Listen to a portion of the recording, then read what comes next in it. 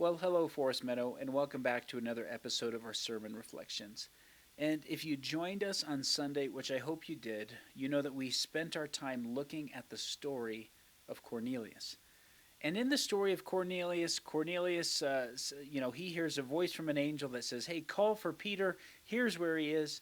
And so he sends for Peter. And meanwhile, Peter is on the roof. He's praying, and he has this vision where this great sheet comes out of heaven, and it has all these animals on it. And God tells him, "Arise, kill, and eat." And now Peter says, I think it's a fairly decent response. He says, "Lord, I've never defiled myself with this stuff before. They're unclean. What do I don't know what to do, Lord. I've never done this." And God says, "What I have cleansed, no longer consider unholy." And so this passage very much pertains to food, but as we stop and consider Peter's conclusion, the implications don't stop at food. They continue, and Peter says this amazing comment that, "Oh, I realize that I should not call any person unclean."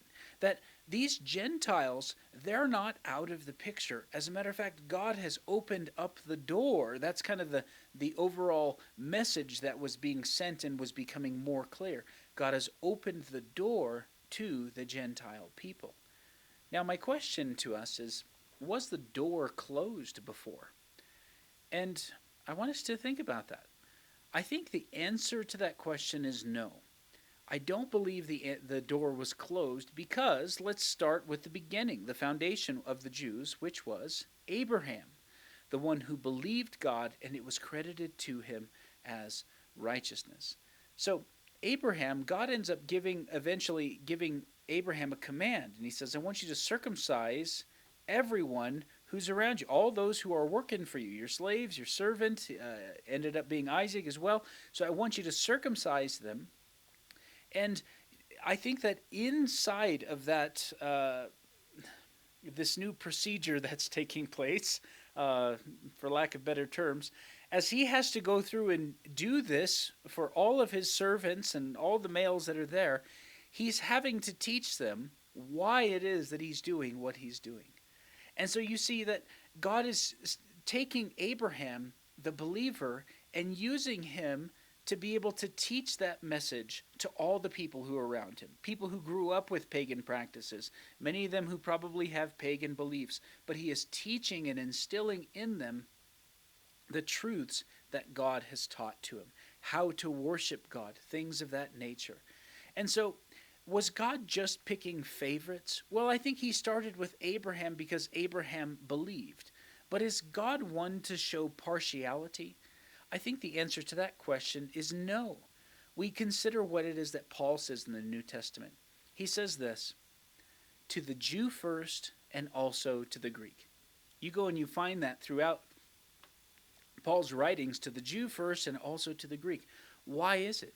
Well, it's because God had to start somewhere. And he picked Abraham because Abraham believed his voice. It doesn't necessarily mean that Abraham's the only one that God spoke to, right? But Abraham heard the message. We don't know the other story. I'm just kind of thinking out loud here. But Abraham, when he heard God's message, he believed it. And I think that this is where God first starts his work, but it's certainly not where God ends his work. And as you recall, what God said to Abraham is he said, through your descendants, all the earth is going to be blessed. All the nations, they are going to receive a blessing, right? And so God begins to send his blessing through Abraham, through Isaac, through Jacob, through the 12 sons, right? And that line goes all the way down to Jesus. And it was never supposed to stop with the Jews. You see this stuff all over the book of Isaiah, right? That a light among the Gentiles, right? That in the northern part, Nazareth, Galilee of the Gentiles, a great light was shining, right? And so it's this whole perspective that God is now reaching out actively to the Gentile world. It doesn't mean that they weren't allowed to come in before, because they were. As a matter of fact, you see evidence of this taking place in the Exodus time period.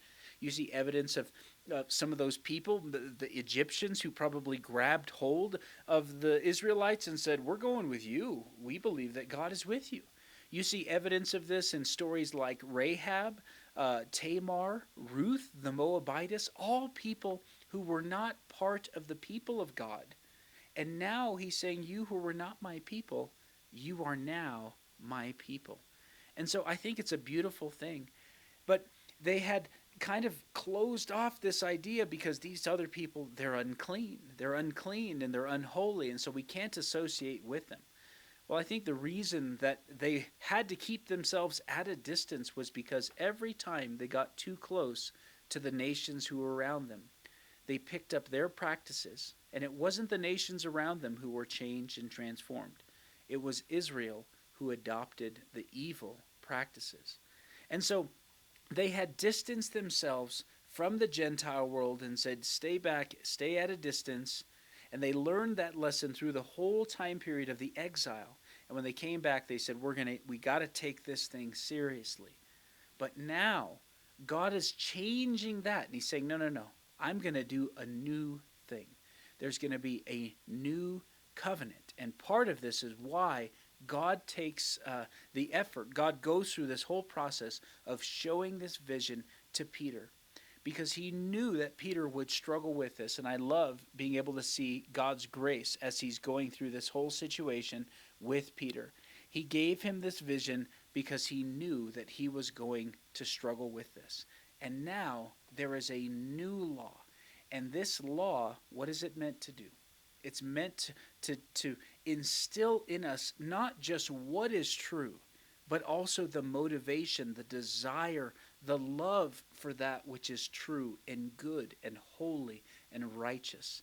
It's meant to fulfill the original purpose. This new covenant helps us fulfill the original purpose of the old covenant, which is to love God and to love our neighbor.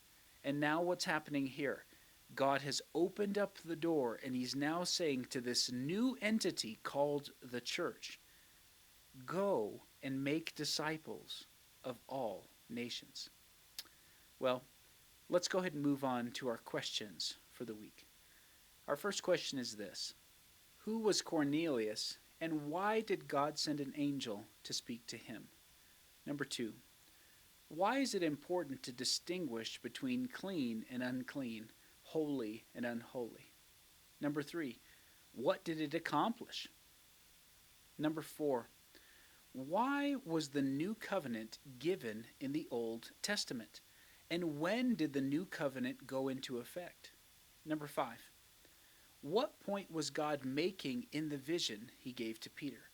And what did he want to change in Peter's attitude? Number 6, who can make the unclean clean, and why was this done? Number 7, why did God give Peter the vision at that time? Number 8, why were the Gentiles to be avoided, and what had changed? And last, number 9, how should we respond to changes God makes in our own lives? And so that's about all the time that we have for today. But just before you go, as a quick teaser, I mentioned this on Sunday. This next week, we're going to be looking at Cornelius, and we're going to be looking at the characteristics of Cornelius and also some areas that needed to be clarified. Remember when he says God is seeking such to worship him in spirit and in truth.